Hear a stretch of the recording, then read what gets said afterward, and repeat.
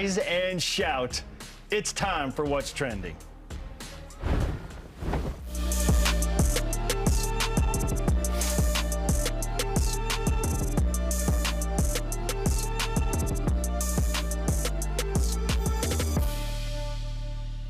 Big 12 bound are we? The schedule makes it feel a little more real, does it not?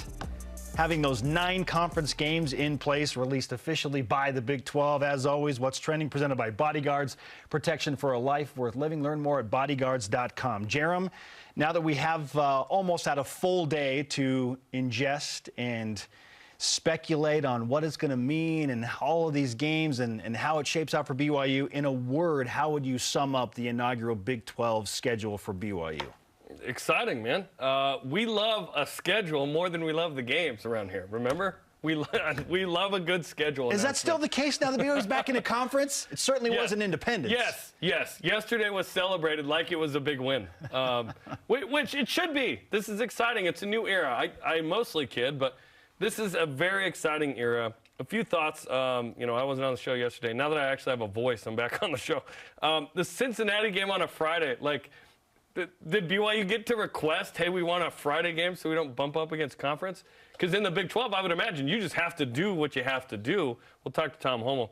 Playing both Oklahoma and Texas, just ensuring that you get both of them should they leave after 1 year, which sounds like maybe that's the case. We don't know that yet. Right now it's 2 years, is awesome.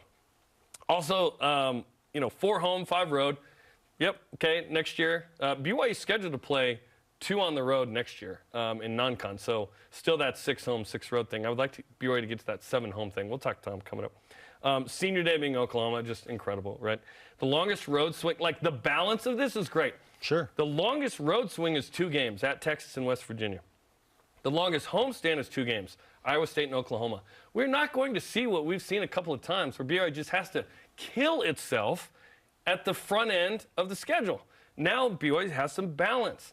BYU's got a bye week at almost the perfect spot. My hope was right in the middle after game 6. It's after game 5. And it's 3 non-con the first 2 weeks, certainly tune-ups.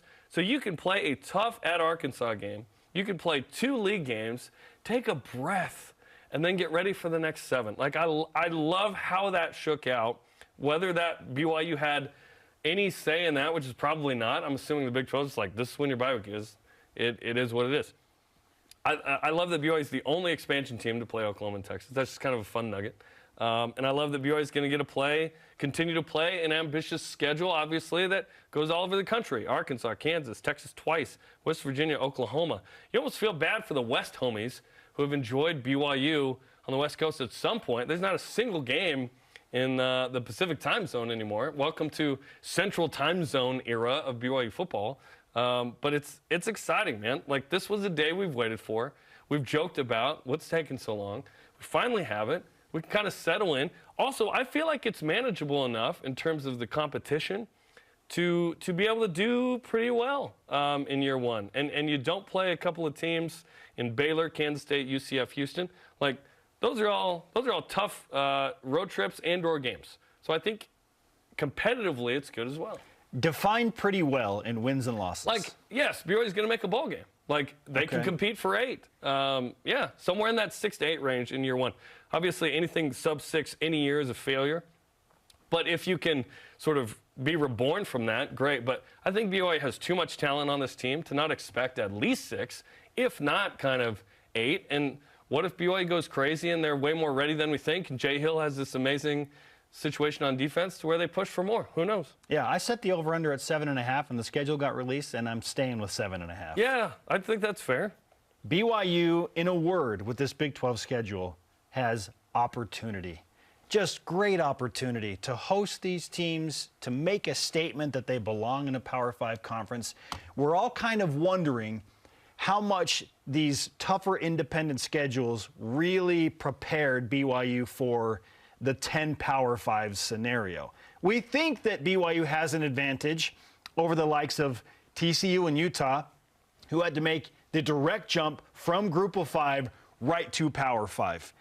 Now, because there's been this intermediary ground, it's okay, maybe BYU is a little bit more ready. And how will that manifest itself once BYU finally gets there? We're going to find out, finally. With 10 Power 5 games, I'm staying with 7.5 wins as the over-under. Opportunity is the word I chose.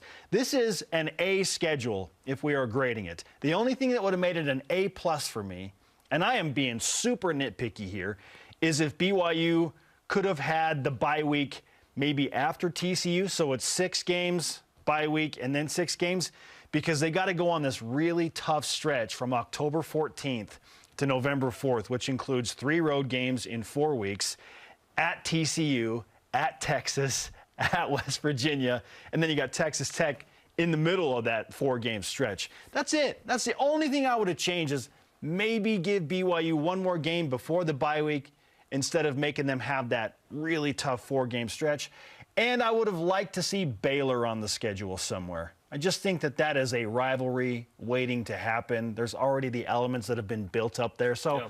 I know probably why Baylor's not on the schedule, because BYU played them in each of the last 2 seasons. So it makes sense for the conference to be like, we'll give them a break this year. Let's kind of work things out in a different way.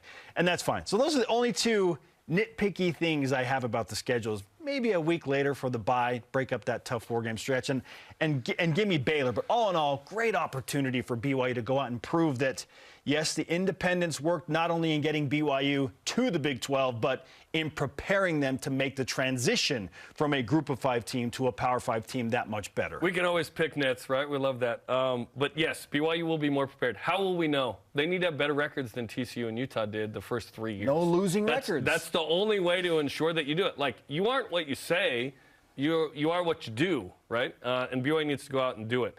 But and I'm cool not playing Baylor because we played them the last 2 years, because maybe that ensured you played Oklahoma and Texas. Like, if that was the cost, easy, 100%, right? I would take take that. Yeah, for sure. Yeah. No, this is going to be fun. This is going to be so fun. I don't call it an A myself. I haven't thought about the grade I'd give it. If Arkansas was like a bigger game, that one P5 non-conference, perhaps that would elevate this in my mind. But I don't need elevation in this first year. What I need is BYU to make a bowl game and compete and look like it belongs. You bring up an interesting point there. Does BYU have to prove it sort of belongs in a P5 these first couple years? Because I'm feeling like, no, BYU's in. Like, what? Interesting. Do you have to prove it? You're already in. But I see your point of, okay, you can't just be in the dregs of the league initially, and then it's like, well, why did we invite you?